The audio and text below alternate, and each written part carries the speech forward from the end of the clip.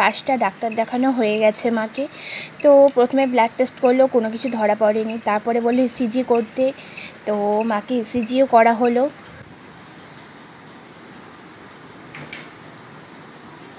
তুমি কামার ঘরে গিয়ে বসো।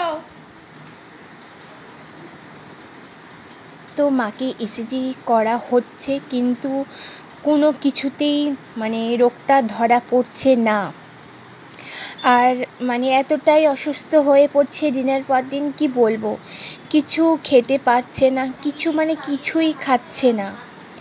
আর নিঃশ্বাস নিতে ওনার খুব কষ্ট হচ্ছে।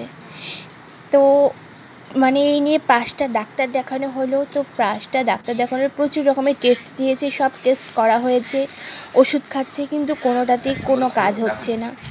তো হঠাৎ করে প্রায় গতকাল তো আবার ব্লাড টেস্ট করতে এসেছে, আবার অন্য ডাক্তারকে দেখানো হয়েছে, তো সেখানে ব্লাড টেস্ট করতে এসেছে। আর এখানে দেখো মার অবস্থা মানে একদমই ভালো না, উঠে দাঁড়ানোর ক্ষমতাও নেই। তো যাই হোক, এখানে দেখো মাকে ব্লাড টেস্ট করতে এসেছে, আর শরীর একদম ভালো না শাশুড়ি মার। তো আজকে 12টার সময় করে মাকে হসপিটালে নিয়ে চলে যাওয়া হয়েছে, কারণ মা আর থাকতে পারছে না। তো তার জন্যই শাশুড়ি মাকে হসপিটালে আজকে আমরা ভর্তি করে দিয়েছি।